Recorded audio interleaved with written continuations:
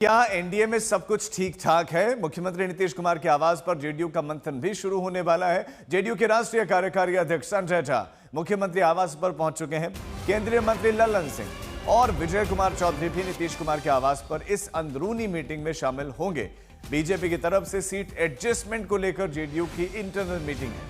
दरअसल खबर है कि 3 सीटों पर जेडीयू और चिराग पासवान की पार्टी में ठन गए हैं। 3 सीटों पर अब ये सीटें हैं सोनबरसा, राजगीर और मोरवा। सोनबरसा सीट जेडीयू के रत्नेश सादा के पास है। रत्नेश नीतीश कुमार के करीबी हैं। रिश्ता ऐसा है कि कुछ भी हो जाए लेकिन नीतीश कुमार ये सीट तो चिराग के लिए कभी छोड़ेंगे नहीं। 2 दिन पहले ही नीतीश कुमार ने रत्नेश सादा को चुनाव लड़ने के लिए पार्टी का सिंबल दे दिया है। और इसी तरह राजगीर में मौजूदा विधायक जेडीयू के कौशल किशोर हैं। राजगीर नालंदा जिले का एक विधानसभा इलाका है। नालंदा नीतीश कुमार का खुद का गृह जिला है और फिलहाल नालंदा में 7 विधानसभा सीटों में से 5 पर जनता दल यूनाइटेड का ही दबदबा है। ऐसे में चिराग पासवान ने जेडीयू की राजगीर वाली सीट की मांग की है, जिसको लेकर एनडीए में नीतीश वर्सेस चिराग हो गया है।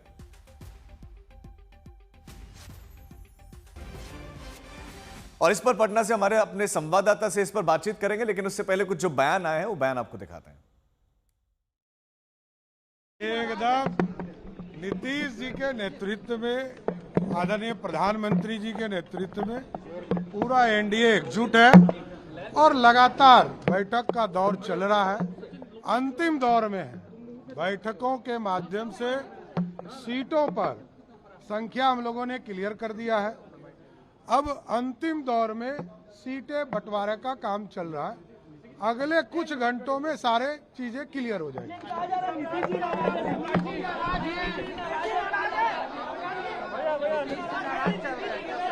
नहीं, अरे नीतीश जी हम लोगों के नेता है और नीतीश जी पर पूरे बिहार की जनता का फोकस है।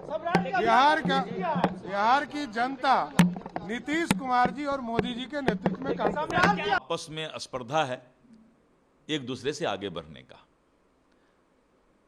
और अभी तो इंडी गठबंधन के साथ जो कुछ लोग जुड़े हुए हैं आज तक भी एनडीए के तरफ जो है अपना प्रयास जारी रखते हैं, लेकिन एनडीए अपना 5 पांडव के साथ आगे बढ़ेगा और हम भारी बहुमत से सरकार बनाने जा रहे हैं। विपक्ष के लोग बैठ करके, उनको पता है कि चुनाव मैदान में वो साफ हो चुके हैं। अरे फील्ड में चल के लड़ो ना। एनडीए में क्या हो रहा है, ये बैठ करके र्यूमर स्टोरी प्लांट बैठ करवा रहे हैं। नीतीश कुमार जी बिल्कुल प्रसन्न है, चुनाव के मैदान के लिए तैयार है। चुनाव कैंपेन में एनडीए के लिए जाएंगे। एक एक चीज़ पे खुद उनकी नज़र है। सारे लोगों से वो खुद बात कर रहे हैं।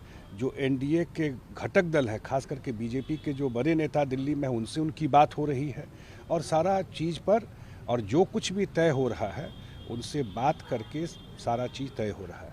एनडीए के 5 दल एक साथ, हम लोग तो नंबर भी कर दिए और कौन किस सीट पे लड़ेगा वो भी फाइनल स्टेज में। हमारे संवाददाता शशि भूषण इस खबर पर हमारे साथ बने हुए हैं। शशि भूषण, एक तो इंटरनल मीटिंग पर भी आप जानकारी दें कि उसमें क्या चर्चा होने वाली। जो 3 सीटें फंसी हुई जिन पर नजर अब चिराग की है लेकिन जेडीयू के पास में है, कैसे हासिल करेंगे चिराग और जेडीयू की क्या प्लानिंग?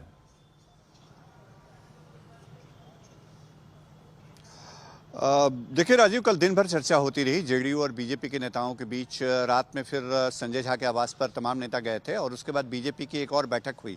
आज सुबह भी बीजेपी के नेताओं की एक बैठक हुई है विनोद तावड़े के आवास पे, जिसमें धर्मेंद्र प्रधान, सम्राट चौधरी, दिलीप जायसवाल, ऋतुराज सिन्हा, ये तमाम लोग मौजूद थे। और वहाँ जो चर्चा हुई, संभवतः उसके बाद एक फ़ोन पर मैसेज से कन्वे किया गया जेडीयू के जो कोर ग्रुप के नेता हैं उनको।